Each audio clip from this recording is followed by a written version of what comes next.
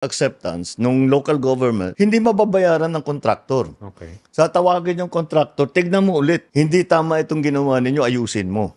Pagka naayos nyo yan, pipirmahan ko ito, mababayaran kayo. Yun ang sistema noon. Yun ang dapat. Apparently, in the last administration, they removed that entirely. So tinanggal daw ni Pangulong Duterte 'yon. Anong pruweba mo na tinanggal ni Pangulong Duterte 'yon? Meron na nga tayong ombudsman na nagche-check ng corruption. Dinagdagan pa nga ni Pangulong Duterte para may second layer ng pagche-check ng corruption sa Pilipinas yung PACC. Tinanggal mo nga 'yun. Tinanggal mo 'yun. O sige, di ganito ngayon, Bongbong. Let's say for example, totoo yung sinasabi mo na tinanggal yan ni Pangulong Duterte noong panahon niya. O ba't hindi mo binalik nung panahon mo? Presidente ka na for 3 years Ba't isisisi mo sa nakaraang administrasyon? Wala namang kaso ng pandarambong nung nakaraang administrasyon. Wala naman tao nagrereklamo ng corruption nung nakaraang administrasyon. Pagka may bagyo, pag may dilubyo, ang lalakas ng mga tumama sa atin, meron pang Maute, meron pang Marawi, hindi naman tayo nang hingi ng abuloy mula sa ibang bansa. Nairaos naman ni Pangulong Duterte lahat. May build projects pa. May mga bagong ospital. May mga bagong eskwelahan. Ang gaganda ng mga programa ni Pangulong Duterte, may 10 taon yung passport, 10 taon yung mga lisensya. Nawala ang laglag bala, naubos ang droga. Ang dami nating naiisip na magagandang nagawa ni Pangulong Duterte noon. Bakit ito si Bongbong? Puro pangit yung naiisip. Magandang araw mga banateros. Eto na naman, nandito na naman ang inyong pinakapaboritong fake news peddler sa balat na YouTube, Boss D at your service. Another day, another uratan session. Kamusta naman ang inyong mga buhay-buhay? At pasasakitin na naman natin ang mga ulo at ay balon-balunan, puso, isip at kaluluwa ng lahat ng mga suwitik sa pamahalaan, lahat ng mga salot, lahat ng mga kumag, lahat ng mga magnanakaw, kawatan, lahat ng mga mapagsamantala sa kapangyarihan, mga aswang, mga impakto, mga mangkukulam, pati impakto tsaka mangkukulam. Oo, mga masasamang espiritu diyan sa gobyerno.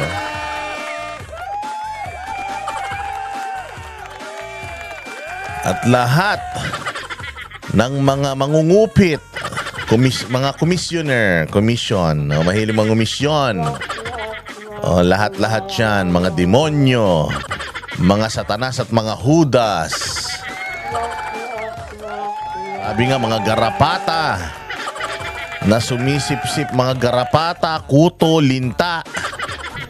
Lahat ng mga insekto, parasitiko na sumisip-sip sa kaban ng bayan, sumisip-sip, humuhigop at lumulunok, lumalagok, lumalaklak ng perang hindi naman nila mga pinagpaguran, mga hayop sila. Paalala ko lang muli, SMNI Foundation Incorporated, Disaster Relief Operation in Cebu. Ayan, if you want to donate, ayan po yung number, GCash 0995-284-9117. Sa mga may GCash dyan, lagay nyo lang Marlon R. Sa ano po yan? Yan po yung GCash ng SMNI. So dyan, sigurado makakarating talaga sa kinaukulan. Kasi kapag kayo ay nag-donate dyan, kahit na maliit na halaga, maraming mararating yan. Dahil ang SMNI Foundation ay talaga namang tumutulong yan sa mga kapwa natin Pilipino. Hindi lang tuwing may sakuna. Ito na nga. Si Boying Rimulya ay kabilang sa 7 pagpipilian ni President Marcos bilang ombudsman. Diyos ko, pinagod nyo pa yung sarili nyo. Pinagod nyo pa yung sarili nyo na maglagay ng ibang mga tao. Kawawa naman yung ibang mga na shortlist, yung ibang mga na na ilagay sa listahan ng pagpipilian. Yung 6, kawawa naman because this is a done deal already. We know for a fact na talagang itong gobyerno na ito, wala itong mabuting gagawin para sa bayang Pilipinas. From the start, mga bossing, itong gobyerno na to ay politika na yung kanilang inuna. Napakaganda ng mga proyekto ng nakaraang administrasyon. Paglipat ng administrasyon, puro kademonyuhan ang ginawa nila. Oo, sabi ko nga, noong tinalaga itong mamang ito, sabi ko, wala na to. Wala na to. Oo, nung tinalaga to sa, ano ba naging reputasyon nito ni Boying Rimulya? Ito si Boying Rimulya, itinalaga to sa Department of Justice. Tapos anong ginawa nito sa Department of Justice? Wineponize yung Department of Justice para to go after lahat ng mga kalaban nila. Okay, simulan natin kay Bantag. Okay, namatay si Percy Lapid. 1 taon na ba? 1 taon na ba namatay si Percy Lapid o 2 taon na? I think mga 2, 3 taon na yata eh. Na namatay si Percy Lapid. 3 taon na yata, no? Dahil sa pagbati ko siya sa gobyerno. 14 days, mga bossing. 14 days. 14 days. Hindi, 4 days before siyang mamatay. Ang binabanatan ni Percy Lapid, alam niyo kung sino? Ito ang binabanatan ni Percy Lapid, itong si Boying. Doon nga niya tinawag na Cinderella Man at saka Bonjing. Siya ang nagpauso nun si Percy Lapid, tinawag niyang Bonjing ito. Sinabi niya pa sa kanyang vlog na kung buhay ang tatay mo, ikahihiya ka ng tatay mo. Dahil nililink ni Percy Lapid, ito si Boying Rimulya, inililink niya sa Pogo, which is lumabas naman talaga yung mga pangalan nila. Pagdating sa Pogo, dahil nga yung Island Cove na pag-aari ng pamilya nila, naging Pogo hub na yun. Hindi na yung resort. Noon kasi resort yun, may mga swimming-swimmingan doon. Ngayon, yung isang isla na yun, naging naging Pogo hub na. Diba? So, yon yung unang-una. Hanggang sa namatay itong Percy Lapid. Nung namatay itong Percy Lapid. Kukwento ko lang para alam nyo kung bakit ayaw natin dito kung gaano kadelikado itong si Boying Rimulya. Kasi nung namatay si Percy Lapid, yung bumaril kay Percy Lapid, saan nagtago? Sa Cavite. Sa Cavite na baluarte nitong mga ito. So to cut the story short, mayroong short list, mga bossing, ng mga may mga listahan ang Department of Justice ng mga binanatan ni Percy Lapid kasi hindi nila alam sinong suspect So may mga binanatan si Percy Lapid. Isa sa mga binanatan ni Percy Lapid ay si General Bantag. Binanatan din niya si Isko Moreno. Binanatan din niya ng mga Duterte. Binanatan ang Marcos. Pero matindi to, talagang binabanatan itong Marcos. Tsaka binanatan itong si Rimulya. So doon sa listahan, more or less, sabi nila, sa lahat ng binanatan niya, parang lumalabas 100 mahigit yung mga binanatan ng Percy Lapid. Pero nung pumunta na kay Bantag, doon na huminto. Kasama ito sa listahan si Boying Rimulya. Kung kasama siya sa listahan, dapat kasama siya sa iimbestigahan, di ba? So ngayon, inimbestigahan nila itong General Bantag. Na feeling ni General Bantag na nabitray siya kasi nabigyan pa siya ng award Nagre-resign na si General Bantag, hindi nga pinag-resign nito ni Boying Rimulya kasi nga maganda daw ang ginagawa sa serbisyo niya kasi ang ganda talaga ng ginawa ni General Bantag dyan sa Bilibid Winasak niya lahat noong mga luxurious na mga pamumuhay dyan. Noong panahon ni Pangulong Duterte kasi winarak niya yan dahil diyan sa Bilibid niluluto daw di umano yung droga. Kaya dahil nga matindi ang laban ni Pangulong Duterte sa droga, pinasok niya yung yung Bilibid. Ginawa niya pa nga si General Bato na OIC diyan sa Bilibid. Tapos winarak-warak nila yung mga diyan, yung mga sindikato diyan na involved sa droga. Di ba nga nakulong pa nga si Leila de Lima dahil tumatanggap pa daw ng payola mula diyan sa mga taga Bilibid. Which is katinang ilong. Which is na naman siya, na acquit naman siya ngayon, pero matagal siyang nakulong. I think more than 6 years. Oh, so fast forward, merong isang magaling na taga diyan sa Pasay City Jail. Yung Pasay City Jail kasi mga bossing yan, yung pinakamalupit na kulungan. Oo, na kapag ka lahat ng mga nakukulong diyan, pinakamagulo, kaya nga kung matatandaan ninyo yung mga taga Senado, pagka kinontempt, diyan dinadala sa Pasay para magsisi. Kung gusto nilang pahirapan yung kanilang mga kino-contempt, medyo matagal-tagal na, doon nila dinadala. Si File doon din nila eh. So magulo doon, sobrang gulo doon. Sumikat ito si Bantag noong yung mga gangster daw diyan sa mga gangster daw diyan sa Pasay City Jail. Pinatawag daw niya sa isang kwarto. Matatapang kayo. Siga kayo rito. Nagpagulong daw ng 3 granadang Bantag. Sumabog daw doon, may tinamaan pa nga siya rito sa pisngi. Oo, dinidinay niya na siya yung nagpasabog, pero ang sinasabi niya na yung mga gangster daw ang nagpasabog. But anyways, naging urban legend na si Bantag na talagang matapang at may paninindigan. So, napansin ni Pangulong Duterte yung ginawa niya at nakita ni Pangulong Duterte na si Bantag mukhang matino talaga na opisyal.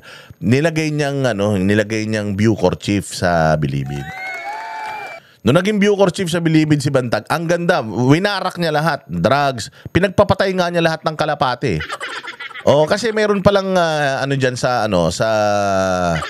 diyan sa Bilibid na pag may dumalaw, yung kalapate ibinibigay dun sa dumadalaw. So parang kunyari, ito alaga ko tong kalapate, sa'yo na. Tapos kunyari, thank you tatay sa kalapate. Di syempre uuwi na ngayon. Tapos yung kalapate ngayon, lalagyan nila ng droga. Lalagyan nila ng mga kontrabando, tapos palili pa rin nila. Babalik ulit yun dun sa may kulungan. Pagbalik nung kalapati sa kulungan, mayroon na silang gamit, pambatak, may droga na sila. Ganun katarantado yung mga nakakulong dyan. Nagagawan talaga nila ng paraan. Kasi nga, di ba ang kalapati ganun? May karera nga ng kalapati, di ba? Yung pupunta kayo sa malayong lugar, tapos bibitawan nyo yung kalapati, palakpakan na ganyan, tapos karera yung kung sinong unang-unang makakauwi doon sa sa may kulungan, yun ang panalo, hindi ba? So yun yung mga kalapating batcher kung tawagin eh. Yung alam nila magaling sila, babalik sila kung saan sila talaga nakatira. So inaalagaan sila mula maliliit pa hanggang lumaki na. Inaalagaan sila ng mga preso, tapos ibinibigay sa mga dalaw. Yung mga dalaw nilalagyan ng droga, bumabalik doon sa kulungan, may droga na. Oo, tapos nung ginawa ni Bantag, pinagpapatay niya yung mga kalapate kasi alam na nalaman niya na yun ang trabaho ng mga nasa kulungan para magpasok ng kontrabando kasi sobrang naging mahigpit talaga nun, mga bossing. Ano nangyari? Pinagpapatay niya. Sumunod daw, drone na. Drone, tapos lumalapag, umaakyat yung drone, meron din droga. Matindi. Kaya ginagawa daw nila noon, pag may drone, binabaril nila. Oo, ginagawa daw nilang target shooting kasi talagang napakalaki kasi ng kulungan na yan, Bilibid. Tapos undermanned yan, ibig sabihin. Mas marami pa yung preso kaysa doon sa mga jail guard. So parang isang jail guard, 300 na katao yung kanyang dapat bantayan na mali yun. Oo, so dapat daw one jail guard is to 10, parang dapat daw ganun. Pero hindi, dahil nga medyo bitin sa budget, kaya ganun lang. So suma total, naging magandang patakbo ni Bantag dyan. Ang tinira nito ni Boying Rimulya si Bantag. Tinira ito si Bantag. Ito si Bantag, meron daw siyang singilin doon sa MCX. Kung makikita nyo dyan sa may yung isang exit dyan sa SLEX, yung MCX. Oo, lupa kasi yan ng Bilibid na kinuha ng SLEX para gawan ng kalsada. So yung toll dyan, meron daw singilin ang Bilibid, ang New Bilibid Prison NBP na 4 billion, 4 na bilyon yung kanilang singilin dyan kasi parang 50-50 yata sila sa toll na makokolekta dyan eh. Nagsimula daw yan doon. Kinuha daw nito ni Boying Rimulya yung paniningil. Akin na, ako na maniningil. Kasi naka-dotted line ang Bilibid sa Department of Justice eh. Siya na daw ang maniningil ng 4 billion. Sabi ni Bantag, okay, di mas maganda. Wala namang interest si Bantag eh. sa pera na yan dahil yung pera na yun supposedly pera ng Bilibid yun. Kasi ang Bilibid, wala silang budget talaga. Sila ang gumagawa ng mga budget nila. So nakikipag-partnership sila kung kani-kanino. Napakalaki ng lupa ng Bilibid. Kaya yun yung nakita nilang pwedeng pagkakitaan, yung toll gate. So siya na daw ang kumuha nung singilin for bill. 4.8 yata yun eh. If I'm not mistaken. Hindi na natin ano yun, wala nang balita yun. Hindi na natin nalaman kung nakuha ba yung pera na yun or what not. Hindi natin alam. So sila na lang ang nakakaalam. So nakita ni Bantag na parang may problema. Asa yun na nga, dinamay na siya sa pagpatay doon kay Percy Lapid. Tapos sinuspindi na siya. Wala namang ebidensya sa kanya. As in walang ebidensya sa kanya. O parang merong isang preso na merong isang preso, dating preso na inutusan, tapos mga gangster sa loob yung nagsasabi na ang nag-utos daw sa kanila ay si Bantag. Wala naman silang patunay na si Bantag ang nag-uutos sa kanila. So merong kasama si Bantag, yung kanyang assistant na namatay na ngayon dahil nga sa sama ng loob, dahil sa ganda ng ginawa nila sa Bilibid, hinayop pa sila. So kalaunan, yun yung tinuturo nila na mastermind, yun daw ang nag-utos doon sa mga tao sa loob, mga preso sa loob, na maghanap ng hitman sa labas para ipapatay si Percy Lapid. So ngayon, mga bossing, etong mamang ito, yun nang na-link si Bantag doon sa mama na iyon dahil lang amo niya si Bantag. Siyempre si Bantag ang Bucor chief, so siya under kay Bantag, kaya nagkaroon ng link kay Bantag. Dahil wala silang mahanap na link doon sa tao na yun kay Percy Lapid, naisip nila na si Percy Lapid tinira si Bantag, kaya baka inutos ni Bantag doon sa tao, tas inutos ng tao doon sa mga hitman, yung mga hitman naghanap ng tao sa labas. So ganun kalayo yung istorya. Kagaguhan, di ba? Sobrang katarantaduhan nun. Kasi wala talagang ebidensya na nagtuturo kay Bantag. Kita mo, hanggang ngayon hindi nila mahanap si Bantag. Hanggang ngayon hindi nila mapaharap si Bantag sa korte, hindi nila tinatrabaho. Alam niyo kung bakit? Madi-dismiss yan dahil wala talagang science ni walang buhok. Lahat puro hearsay, tinuturo lang siya pero hindi nila kayang patunayan na si Bantag talaga nag-uutos sa kanila. Nakikita lang daw sa CCTV na pumupunta itong mga leader sa opisina ni Bantag. Natural, pinapatawag niya yung mga leader na yan sa opisina niya kasi nga undermanned ang mga tao sa Bilibid Ang Bilibid, mga bossing, walang mga yung bawat kubol dyan, halimbawa ito bahala na gang, Sputnik, sige.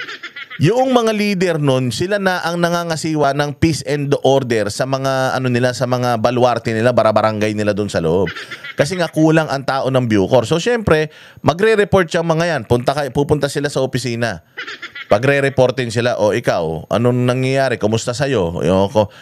Pagkabilangan, doon lang daw talagang mayroong nagbabantay sa kanila pagbilangan kasi para malaman kung may nawala na, may nakatakas na.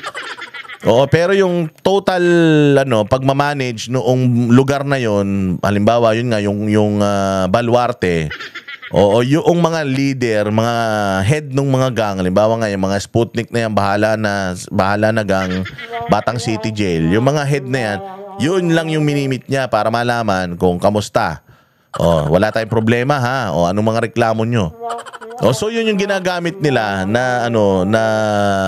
na parang ebidensya na inuutusan sila ni Bantag. So, suma total, itong mamang ito, dapat imbestigahan din siya sa pagkamatay ni Percy Lapid, pero iniwas niya sa sarili niya.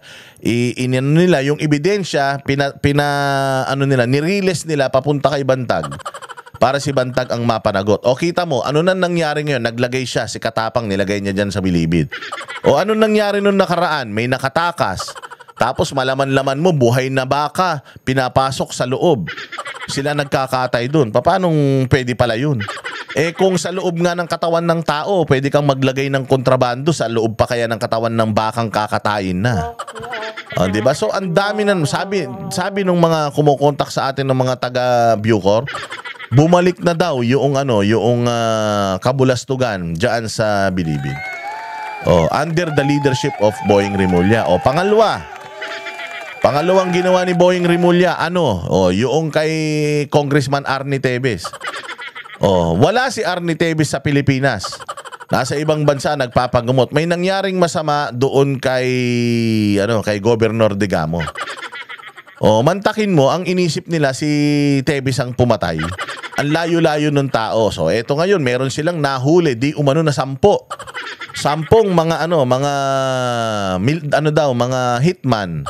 Mga dating mga militar, ang dami nilang mga pinagpapalabas na umamin daw na si Arnie Tevez yung kanilang amo, nakalaunan, bumaliktad lahat yung 10 na yun. At sinabi na pinahirapan sila pinressure sila dyan sa NBI detention para ituro si Arnie Tevez. Pero hindi daw talaga si Arnie Tevez at hindi rin daw sila yung grupo na nag-operate doon sa Negros Oriental.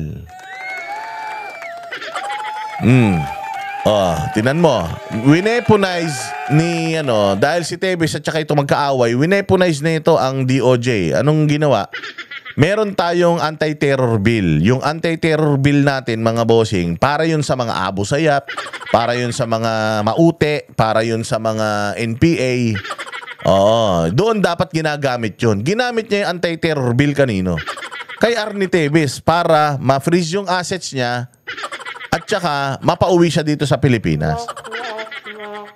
Yun ang nakakatakot kasi it is supposed to be used para sa mga terorista sa Pilipinas. Di man terorista yan si Tevez. Nagsayaw-sayaw man lang si Tevez ng naka-boxer short. Sabi ko, may terorista bang ganyan?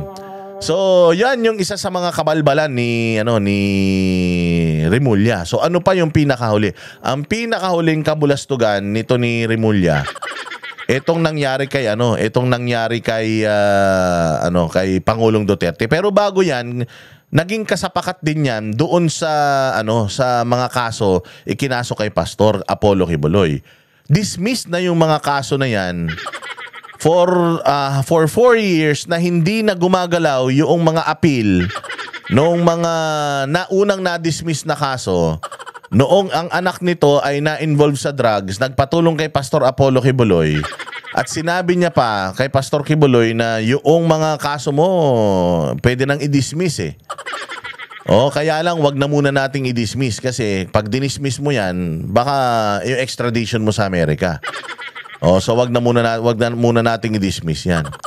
Pero pwede na, dismissible na. Sinabi niya na dismissible tapos ano nangyari after nung nakuha niya yung gusto niya kay Pastor, nung natulungan na siya ni Pastor, nung yung anak niya nahuli ng droga tapos biglang nawala yung head ng PIDEA, ang natanggal yung PIDEA yung anak niya nakalaya.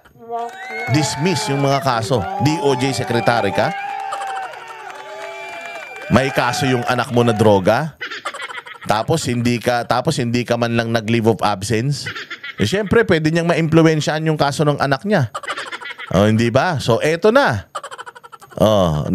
Binuhay ngayon yung mga kaso ni Pastor Apollo Kibuloy. Ang masaklap, dinagdagan pa ng Nobel. Yung Nobel, dinagdag yung qualified human trafficking na hindi naman kasama dun sa mga una ng mga kaso sa Davao na na-dismiss. Para makulong si Pastor Apollo Kibuloy, mahawakan nila si Pastor Apollo Kibuloy at malimitahan yung mga kilos ni Pastor Apollo Kibuloy. Talagang kalaban ng Pilipinas tong mga to Sumunod, si Pangulong Duterte na. Kinuha nila si Pangulong Duterte, hindi dumaan sa tamang proseso, sinungaling ito, nagsasalita siya na hindi daw makikialam ang Pilipinas sa ICC. Tapos anong ginawa? Tinrabaho nilang magkapatid na mga Rimulya, si Pangulong Duterte. Ayun, nandoon na. May kaso ito sa Supreme Court. May kaso ito sa Supreme Court dahil dun sa kanilang pangingidnap kay Pangulong Duterte. At nirekomenda pa ni Amy Marcos sa ombudsman mismo nirekomenda sa ombudsman na kasuhan ito dahil nga sa kanyang pangingidnap kay Pangulong Duterte. Tapos may mga disbarment case pa ito. Maraming reklamo ito sa ombudsman. Tapos biglang nabigyan ng clearance ng ombudsman. Tapos ito ang pinakamasaklap, yung Judicial Bar Council, nagbulag-bulagan din. Bumoto sa kanya 5, imagine. 5 member ng JBC ang bumoto sa kanya kasi you need 4 votes para ma-shortlist ka.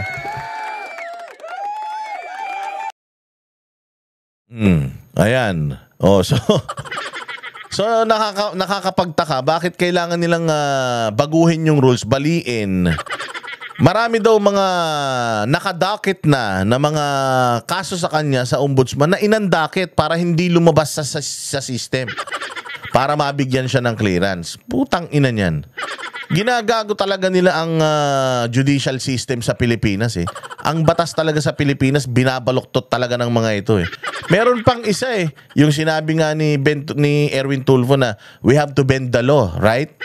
Umuo siya Imaginein mo magiging siyang ombudsman tapos bending the law siya. Kaya nga sabi ko nga wala na to, sagad-sagad sa kademonyohan na talaga ito si BBM. Dahil itatalaga niya ito. Kaya nga yan ni Railroad Kaya nga yan napunta sa listahan na yan para italaga Mantakin mo, ikaw na yung isa sa pinakamataas na posisyon sa Pilipinas. Department of Justice Secretary ka na for 3 years. Kung next 3 years, DOJ Secretary ka pa rin, ang lakas mo. Bakit gusto niyang lumipat sa ombudsman? Kasi ang ombudsman, mga bossing, pag nahalal ka dyan, pinili ka ng presidente, kahit yung presidente na pumili sa'yo, hindi ka na niya pwedeng pababain. 6 na taon para kang presidente ng Pilipinas niyan. 6 na taon yung mandato niyan, hindi mo yan pwedeng pababain unless i-impeach mo. Di ba?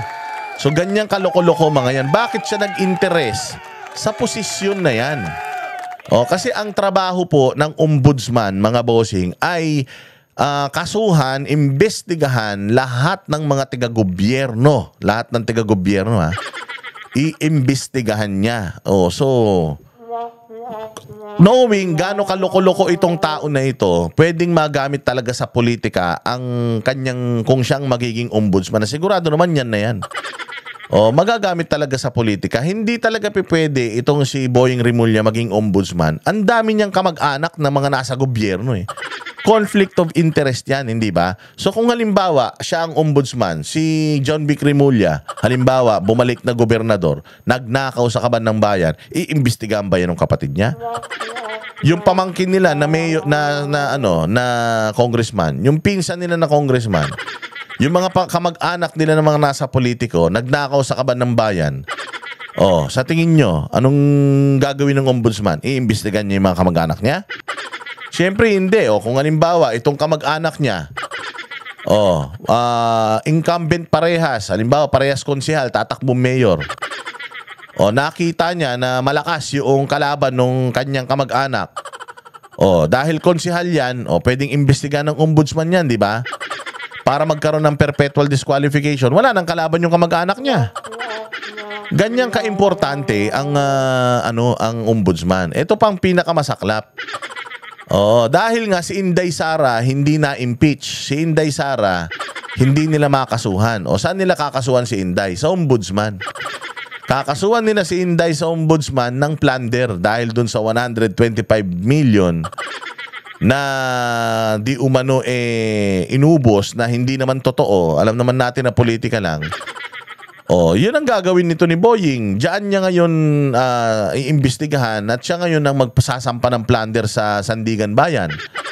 Ganun din si Baste, ganun din si Pulong at lahat ng mga Duterte. Dahil yung mga yan ay nasa gobyerno, pwede niyang imbestigahan. Napakagaling gumawa ng istorya niyan. Napakagaling gumawa ng kaso niyan. Di lahat na ng kalaban ng mga dilawang tae, ng mga loyalistang tanga. Di kinasuhan nito at hindi na yan makakatakbo ulit sa mga posisyon sa gobyerno. Ganun kadelikado to. Paano mo ipa-impeach ito? Paano mo ipa-impeach? May utang na loob ang Kongreso sa kanya dahil hindi naman niya kinakana si Romualdez ngayon. Di ba? Dati ring congressman ito. Maraming mga kaibigan niya sa Kongreso. So yun lang pinakikita ko lang sa inyo, yung mga na-chismis dito kay Boying Rimulya, yung mga issues na kinaharap niya netong sa 3 taon na stint niya, ganun karami ang kinaharap nitong kademonyohan. Ganon karami ang kinaharap nito na mga problema, na mga iskandalo, tapos ngayon ilalagay mo sa isa sa mga pinaka-importanting posisyon sa gobyerno, Bongbong. Kapag ginawa yan ni Bongbong Marcos, wala na talaga. Itong bayang Pilipinas, wala na talaga itong pupuntahan. Maniwala kayo. Wala na ito. Kasi nga, alam din ito na kapag nandiyan siya sa DOJ, pag natapos ang presidente, iba na ang DOJ secretary. Alam din nito, nahahabulin siya ng lahat ng mga kademonyohan na ginawa niya. Syempre, kapag ombudsman siya, di may impluwensya siya. Pakinggan natin itong balitang ito. Ang haba ng paliwanag ko, di ba? Kailangan nating gawin yung mga pagpapaliwanag niyan para mas maintindihan natin kung bakit ba ayaw natin kay Boying. Hindi lang tayo Boying Rimulya. Hindi lang tayo anti-Marcos na lahat ng inilalagay niya ayaw natin. Meron tayong mga personal na mga reason bakit ayaw natin sa tao na to. Sobrang sama nito. Sa sobrang sama nga nito, dapat mamamatay na to. Nagkasakit to. Kaya lang, nung sabi ni Satanas kay kamatayan, wag munang kunin yan. Baka mamaya, pag upunta niyan dito sa impyerno, palitan pa ako niyan. Ganong kasama yan. Pasok. Si Senadora Amy Marcos na si Justice Secretary Boying Rimulya na ang itatalagang ombudsman para maipakulong umano si Vice President Sara Duterte. Kanina, inilabas na ang short list ng mga pagpipilian sa pagka-ombudsman. Nasa frontline ng balitang yan si Gio Robles. Ayan, tingnan natin yung mga credentials ng mga naka-shortlist. Ikumpara natin sa kanya kung anong achievement nung mga yon versus yung achievement nito pagdating sa batas. Kabilang si Justice Secretary Boying Rimulya sa 7 pangalan na pinagpipilian ngayon ni Pangulong Bongbong Marcos para maging susunod na ombudsman. Kanina, inilabas ng Judicial and Bar Council ang shortlist matapos ang halos 2 buwang screening at public interviews. Bukod kay Rimulya, kabilang din sa shortlist sina Michael Aguinaldo, dating COA chairman, at COA chairman. Ngayon ay Philippine Competition Commission Head, Supreme Court Associate Justice Samuel Gaerlan, Supreme Court Justice, Deputy Executive Secretary Annalisa Logan, Retired Supreme Court Justice na naman, Mario Lopez, Sandigan Bayan Justice Michael Frederick Justice na naman Sandigan Bayan. Tapos sino yung pampito? Boying Rimulya, DOJ Secretary. Paano ka ba magiging DOJ Secretary? Tatalaga ka ng presidente. Aside from the DOJ, ano yung dati niyang ginawa? Nakapasok ba yan sa mga ahensya ng gobyerno na nakapatungkol sa batas? Diba? Supreme Court, Sandigan Bayan. Mayroon ba siyang history na siya doon? Wala. Walang credentials to. Congressman, hindi mo nga alam kung litigator to noon . Basta alam natin, abogado ito, pero hindi natin alam na kung litigator ito kasi ang dami ring mali nitong interpretasyon ng batas. Itong pinakamasaklap sa lahat. Maglalagay ka ng isang tao na na kailangan baluktutin ng batas.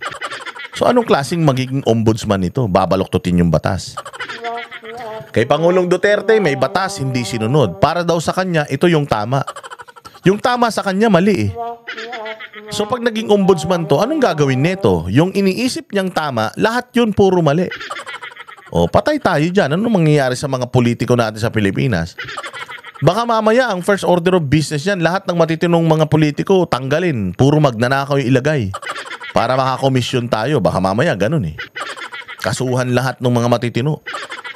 Para yung mga hindi matitino, sila lang matira, marami tayong komisyon sa mga pagnanakaw ng mga yan. Baka mamaya ganyan . Hindi ba? Kaya nga dapat dito talaga hindi pumapayag ang masang Pilipino, lalong-lalo na yung mga uniformado . Hirap na hirap tayo sa araw-araw, pati yung mga pulis at sundalo, tapos ganito lang yung mga napupunta sa mga posisyon sa gobyerno. Diyos mio. Musngi at PhilPost Chairman Stephen Cruz natanggap na ng palasyo ang listahan at inaabangan na lamang ang pinal na desisyon ng Pangulo. Ang mapipili ni PBBM ang papalit kay Samuel Martires na nagretiro noong Hulyo.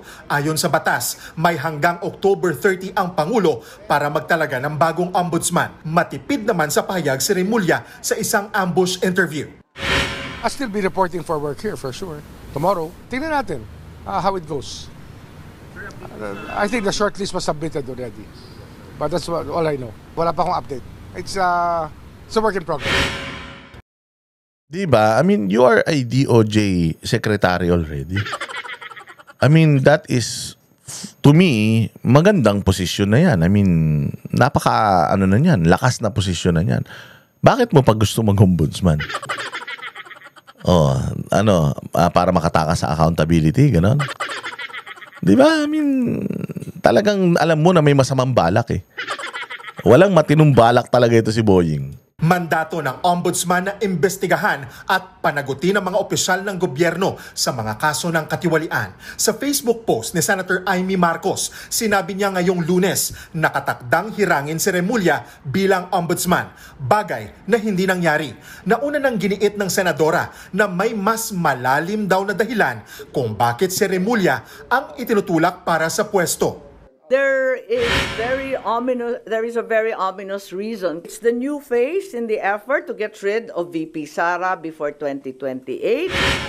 Balak daw ipakulong si Vice President Sara Duterte, pati na ang gaya ng senadora na kaalyado ng mga Duterte. Plunder will be the name of the game. No bail and imprisonment until 2028. Nauna nang sinabi ni Remulla na hindi siya magpapagamit sa politika sakaling siya ang maging ombudsman. Napakasinungaling yan eh. Meron ba sinabi na nagkatotoo yung buwisit na yan? Sinabi rin niya, hindi siya makikipag-cooperate sa ICC. Tapos pinadala nila si Pangulong Duterte sa ICC. Yan ang mukha ng satanas. Oh. Nagbabalita mula sa frontline. Di ba? O kaya sobrang delikado nito kasi hindi nagtagumpay yung kanilang impeachment kay Inday Sara. Sa plunder nila dadalhin. Again, ang plunder po, no bail yan. No bail ang plunder, mga bossing. At yan ang ikakaso niya kay Bato, kay Bongo, kay Inday Sara, kay Baste, kay Pulong. Lahat yan. Hahanapan niya yan ng ebidensya. Hahanapan niya yan ng chismis kasapakat itong mainstream media. Magugulat kayo. Magugulat kayo. Ubos ang mga matitinong mga mga politiko natin sa Pilipinas. Ubos! Yan ang mga kakaharapin natin sa future. Dito naman tayo sa isang sa isang magandang interview rin. Ito naman, nanindigang pananagutin, hindi yan. Mamaya na yan. Dito tayo muna sa sa pinakamaingay na. Ito, dating administrasyon daw. Dinuturo niya sa dating administrasyon ang nasirang sistema ng budget checks. Sinasabi ni Bongbong dito na ito daw dating administrasyon ay hindi daw nila, itinigil daw nila yung pag-check ng mga proyekto bago i-release yung budget. Si Pangulong Duterte pa talaga ang sinabihan mo na ganyan First order of business mo EO, Executive Order 01. Ano yun? Tanggalin ang Presidential Anti-Corruption Commission. Yun ang first order of business mong putang ina mo ka? Tapos isisisi mo sa nakarang administrasyon na hindi nila chine-check kung matino yung mga proyekto o hindi. Tinanggal mo yung isang opisina na gumagawa niyan. Tinanggal mo yung isang opisina na nagbabantay ng korupsyon sa Pilipinas. Tapos hudas ka. Sasabihin mo na yung nakaraang administrasyon ng may kasalanan, tarantado ka. Noong panahon ni Pangulong Duterte, lahat ng mga smuggled items, lahat as in lahat, kay bawang, sibuyas, kay tsinelas, kay bag, suklay, suyod, pagkain ng aso, lahat ng mga smuggled galing sa ibang bansa, illegal na nakapasok sa atin. Kahit helicopter, eroplano, sports car, expensive bikes, mga Harley Davidson, Ducati, BMW, mga ganyan, nung panahon ni Pangulong Duterte kasama ang Presidential Anti-Corruption Commission, winawarak nila yan. Sinisira nila yan, naka-livestream pa yan, naka-media pa yan. Ngumingiwi lahat ng tao habang dinadaanan ng bulldozer yung mga Jaguar, yung mga Porsche, Rolls-Royce, Bentley, McLaren, Ferrari, Lamborghini, Bugatti. Lahat yan winawarak-warak-warak na ganyan. Noong umupo kang Judas ka, Bongbong Marcos, tinanggal nyo yan. Ang sabi nyo, kakailanganin natin yung pera, ibibenta na lang natin kasi marami tayong pinagkakagastusan. O mantakin mo nung panahon ni Pangulong Duterte, winawarak yung mga luxury items na yan. Meron pa tayong pangangailangan sa COVID. Pero nairaos ni Pangulong Duterte ang COVID. Ngayon wala nang COVID, bukas na ang ekonomiya. Tapos yung pagsira sa mga luxury item, tinanggal nyo, pinabibid nyo na ulit, pinapa-auction nyo na ulit yung mga sasakyan dyan. Saan napupunta yung pera niyan? Bakit ang hirap pa rin natin? Yung panahon naman ni Pangulo, hindi naman niya pinagkakakitaan yan, pero ang dami namang serbisyo para sa bayan. May build program. Nairaos tayo sa pandemic. Kayo, 3 taon, lumaki na yung budget nyo, lumaki na yung utang natin, kinukuha nyo pa yung pera dyan sa customs, na mga pinagbebentahan ng mga luxury vehicles na yan na nahuhuli nyo, wala tayong kahit ano. Wala tayong ospital, walang kalsada, walang tulay na bago, walang highway, putang ina niyan. Lahat ng mga proyekto sa Mindanao, pinatigil, railroad project, pinatigil, hayop yan. Visit, salot. Oh, sas ngayon isisisi mo kay Pangulong Duterte o sa nakaraang administrasyon na nawala yung pag-check nila, ikaw ang nag-abolish, ikaw ang nag-delete ng Presidential Anti-Commission, putang ina mo ka. Napakahudas talaga nito ni Bongbong, napakasinungaling talaga ng hayop na ito. O pakinggan nyo yung kanyang panibagong pagsisinungaling sa kanyang vlog. Nakuha mo pa mag-vlog? Ina ka? Matapos mong bentahan ng 20 pesos na kilo ng bigas yung mga nasalanta sa Cebu? Nakuha mo pa talagang mag-vlog, ah? That every centavo of public funds will benefit Filipinos, no? But what concrete mechanisms are now being placed so that future budgets are free of these insertions and these anomalies? Is blockchain and AI one of the solutions to create that transparency? Well, I haven't seen any AI that's specifically geared towards that. Blockchain is something that could work. Okay. However, what has happened has been that we have violated the rules. Those rules exist, Yeah. and simply we don't. In the last decade, Yeah. they stopped following the rules. Oh, so they stopped following the rules for the past decades. Gago eh, no? They stopped following the rules for the past decade. So sinong kasama doon? Si Pangulong Duterte.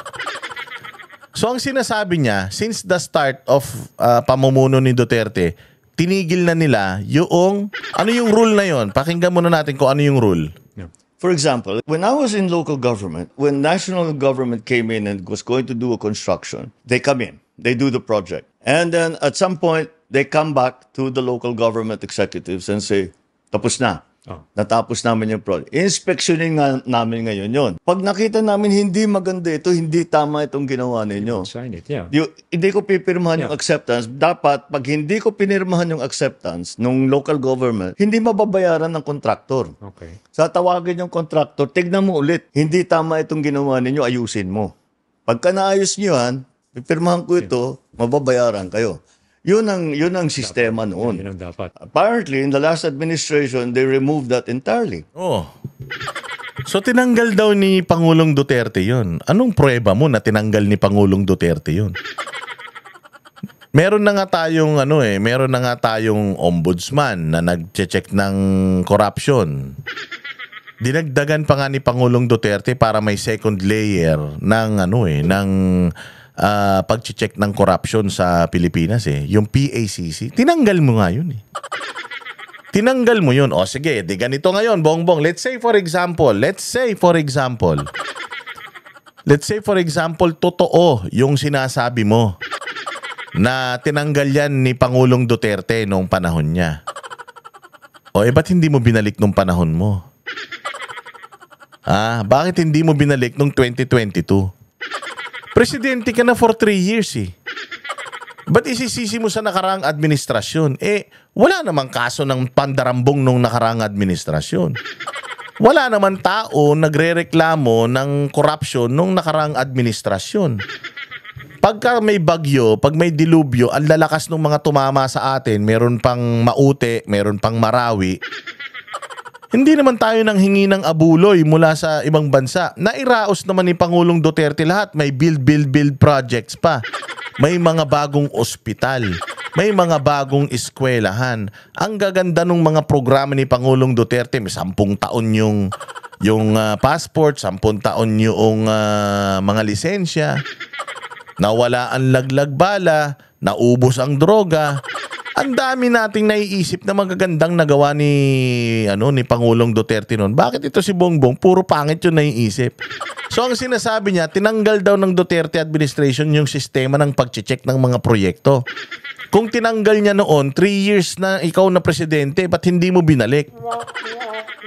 Kung alam mo naman pala na tinanggal niya noon at hindi nakabuti yun, bakit hindi mo binalik?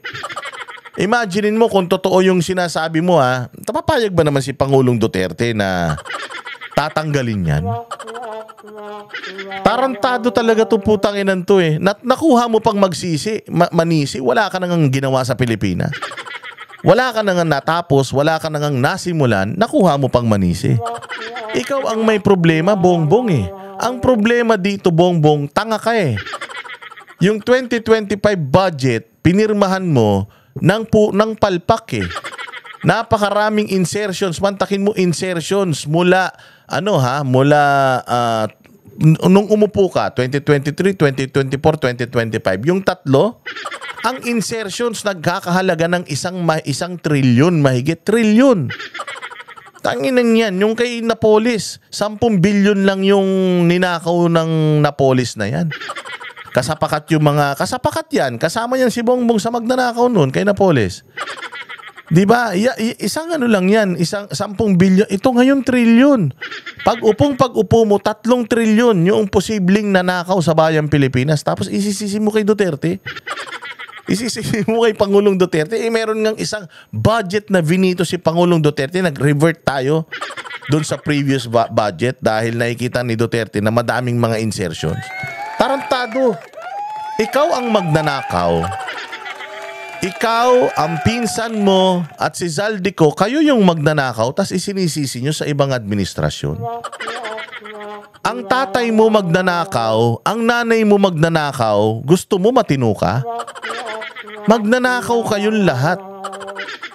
Sa dami nitong problemang kinakaharap ng bayang Pilipinas, Bongbong, wala kang ginawang matino. Lumindol dyan sa Cebu, binentahan mo pa ng 20 pesos na kilo ng bigas. Tapos gusto mo ikaw ang matino? Putang ina, nung panahon ni Pangulong Duterte, walang ganitong rally na nagkamatayan. Walang ganyang kamalawakan na rally nung panahon ni Pangulong Duterte. Tapos sasabihin mo, panahon ni Pangulong Duterte, may mga ganitong issues. Wala silang kaso ng korupsyon. Ni isa walang kaso ng korupsyon si Pangulong Duterte. Ang Davao City, 0 debt. Ibig sabihin, walang utang. Ikaw ang hindi nagbayad ng buwis. Bilyong-bilyong estate tax ang putang ina tinakbo mo. Tapos maninisi ka sa nakaraang administrasyon. Hayop ka. Demonyong hayop na ito, no? Okay. And I was shocked. Yeah. I was shocked because this is like standard procedure. This is like, Yeah. you don't think about this anymore. Yeah. Napakasinungaling, no? Nuknukan talaga na sinungaling itong Judas na ito. Ewan ko, putang ina niyan. Sabi ko nga sa inyo ang isang pinakagagong gagawin niya. Oo, ang isang pinakagagong gagawin niyan, yung sigurado ako, yung pinakatarantadong gagawin niyan, yung itatalaga si na ombudsman. Wala na siyang kawala rito Palubog na talaga bayang Pilipinas hanggat hindi nawawala ito si Bongbong. Ito, pakinggan ninyo, sasabihin dito ni Erice, ha? Ang mga halal na kinatawan sa atin, dapat manggaling ang pagtatama at pagbabago. Kailangan natin ng reformang magpapahupa sa galit at kawalan ng tiwala. Kailangan Sa galit at kawalan ng tiwala. Nung panahon ngayon, nagkaroon ng sobra-sobrang galit at kawalan ng tiwala. Nung panahon ba ni Pangulong Duterte, may sobrang galit ba't kawalan ng tiwala? He was voted ng 16 million na Pilipino. Na mas marami pa daw yun, dinaya lang eh. PRRD was loved by the Filipino communities worldwide. People are shouting his name. People want him to extend his term. Gusto ng tao na extend nga niya yung term niya eh. Sa sobrang pagmamahal ng tao sa kanya, si Inday Sara, binoto ng 32 million eh. Na heartbroken nga ang mga Pilipino eh. Gawa ng si Inday Sara, hindi tumakbong presidente. Oh, nanalo ka nga eh dahil sa mga Duterte eh. Tapos putang ina, isisisi mo sa mga Duterte yung kahayupang pinaggagawa nyo ngayon. Kayo yung magnanakaw eh. Kayo yung may bilyong-bilyong insertion. Kayo yung may issue ng mali-malitang pera. Tapos sasabihin nyo na nung nakaraang administrasyon, doon nagsimula problema. Let's say for example, nagsimula problema nung nakaraang administrasyon, putang ina, inexploit nyo ngayon eh. Yung loopholes, inexploit nyo eh. Antindi nyo magnakaw. Lahat ng magnanakaw sa Pilipinas mula sa panahon ng tatay mo hanggang kay Pinoy, lahat nung nanakaw sa bayang Pilipinas, kinuha nyo ng 3 taon eh. Ikaw, si Saldico at saka si Romualdez, 3 taon lang kinuha nyo eh. Tanginan tong mga to, tapos isisisi nyo sa nakaraang administrasyon. Wala ka na nga nagagawa, naninisi ka pa. Okay man sana eh kung marami kang nagawa, marami kang naisaayos, tapos sisihin mo yung nakaraang administrasyon. Eh hindi eh. Bobo ka. Inutil ka, utal-utal ka, tapos may issue pa na addict ka. Dahil hindi ka man nagpapadrug test, tapos isisisi mo. Isisisi mo sa nakaraang administrasyon, eh kayong pamilya nyo yung salot sa Pilipinas.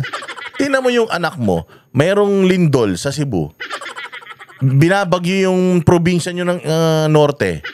Nawawarak yung mga flood control project ninyo sa norte. Nasaan yung anak mo? Ayun, pasayaw-sayaw sa Singapore. Tanginan yan. Hindi na nagbibihis ng damit. Parang 3 araw ng sayaw. Parang sabog na naman. Oh, yan ang problema natin. Tapos isisisi nyo sa nakaraang administrasyon. Mga hudas. Palisin natin ang tingin nila sa atin na tayo ay mga buhaya at buitre. Hindi lang sakim sa salapi, kundi pati sa kapangyarihan.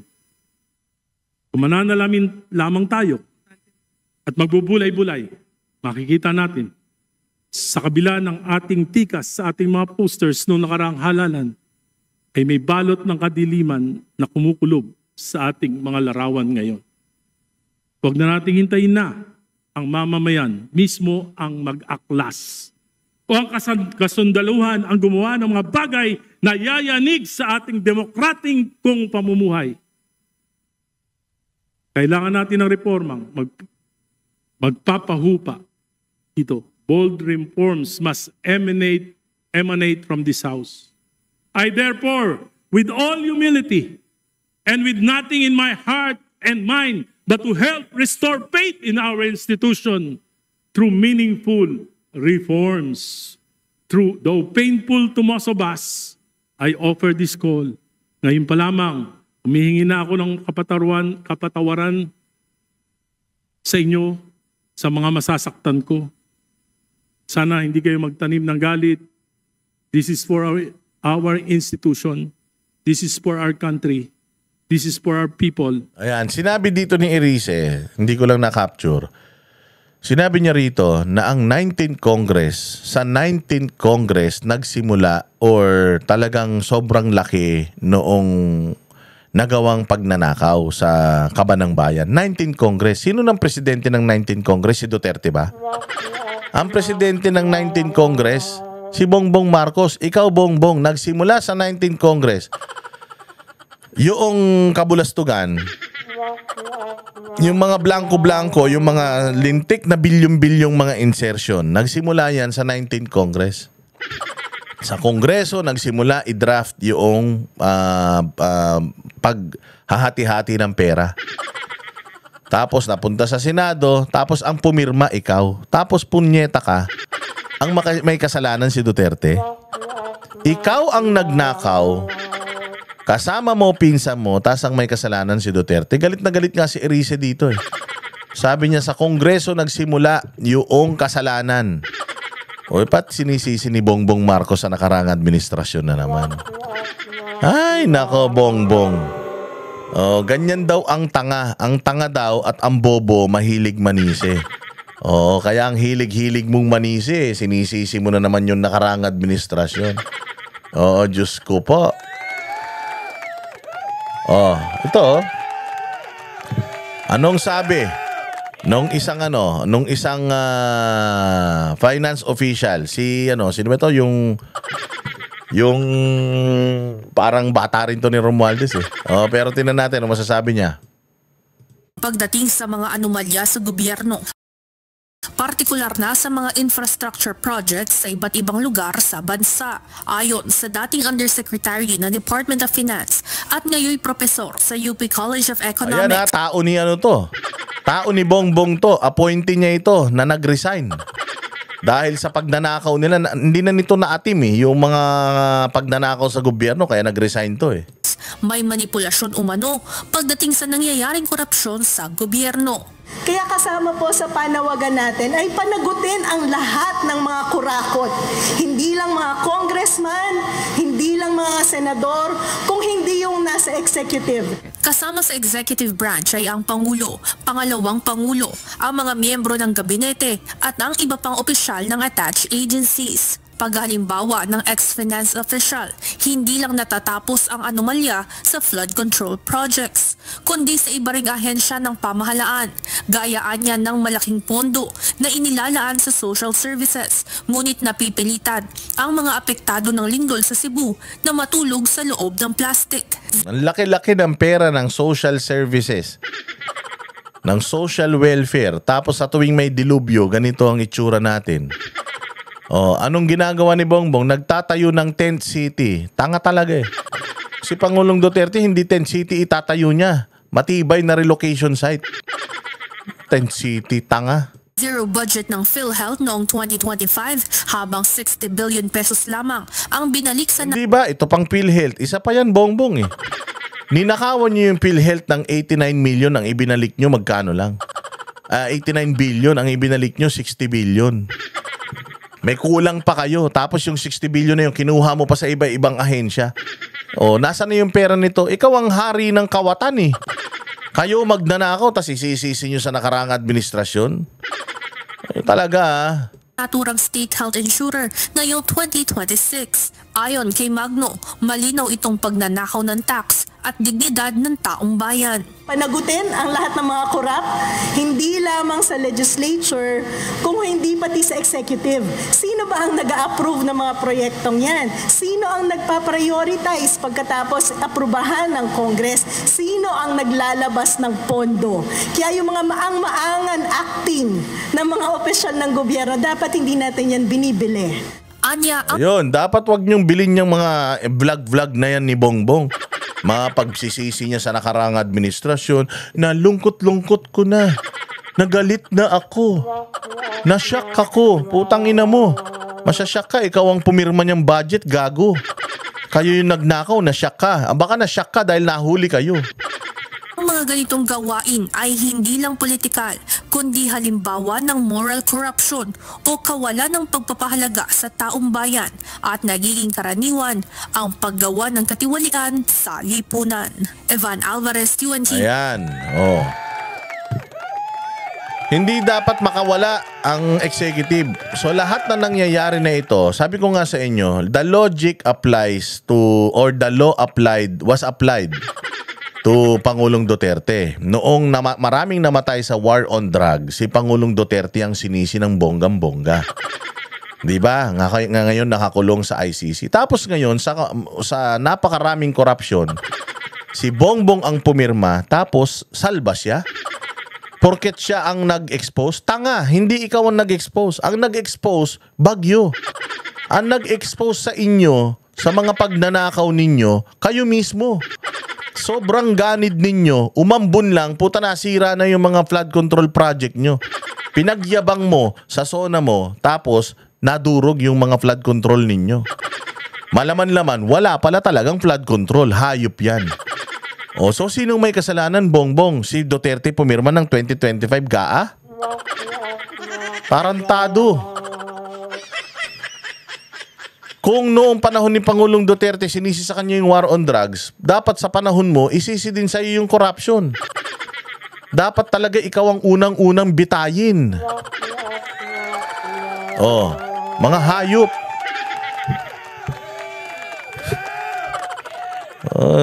Pinainit nyo na naman ang ulo ng mga banateros eh. Oh, pero hanggang dyan lang tayo mga bossing. Baka hindi ako makapag-vlog sa mga susunod na araw. Kaya panoorin nyo itong mga vlog ko, mga pinag-upload ko ha. Kasi pupunta nga ako ng Cebu para maghatid tayo ng tulong dyan kasama ang SMNI Foundation. At ito ipapakita ko lang ulit. Yan ha, kasama ang SMNI Foundation, we will be having a disaster relief operations in Cebu. So for those who have a big heart, hindi heart enlargement, yung mga malalaking puso dyan, yung mga nakakaluwag-luwag sa buhay, 0995-284-9117. Marami pong maaabot kahit na magkano lang ang inyong may tutulong, sigurado ako na mapupunta yan sa mga mamamayang Pilipino. So dahil tayo aalis, so baka mga ilang araw na hindi ako makapag-vlog o baka mag-upload lang ako ng mga video tungkol dyan sa ating gagawin na relief operations, pero baka hindi ako makapag-studio. Kaya samantalahin nyo na itong mga upload ko. Nag-upload ako ng marami nitong mga nakaraan para may mapanood kayo. So mabuhay ang bayang Pilipinas. Dasal lang na sana tumigil ng pagtibok ng puso ng lahat ng mga magnanakaw sa Pilipinas. Oo, walang sisinuhin mula barangay chairman hanggang SK chairman. Kung pwede lang. Kasama na sa mga mamatay. Lahat ng magnanakaw mamatay na. Kita-kita tayo ulit sa susunod na vlog. Mabuhay kayo at tatag lang. Kami ang boses ng masa, hindi natatakot. Katotohanan lang, di kami nalulunod. Walang bahid ng sismis, lahat ay totoo. Kahit sino ka pa, pag mali ka babanatan ka. Walang pinipili kulay, wala kaming kinikilingan. Basta para sa bayan, kami lalaban. Pagdama palakpakan, pag mali banatan. Di matitinag, di matatakot, para sa bayan tuloy ang sigaw. Sa harap ng kamera, walang halong takot. Mga baluktot, lahat kayo'y tutumba. Ang hustisya at totoo, yun lang ang mahalaga. Kahit sinong harang, di kami matitinag. Walang pinipiling kulay, wala kaming kinikilingan. Basta para sa bayan, kami lalaban. Pagtama palakpakan, pag mali banatan. Di matitinag, di matatakot, para sa bayan tuloy ang sigaw. Kung nasa tama ka, ikaw ay aming kasama. Pero pag mali ka, handa ka na bang mabasag? Banateros kami, walang inuurungan. Dahil bayan muna, bago ang sarili.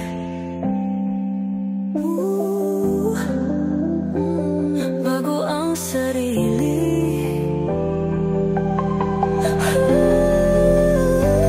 Pagtama palakpakan,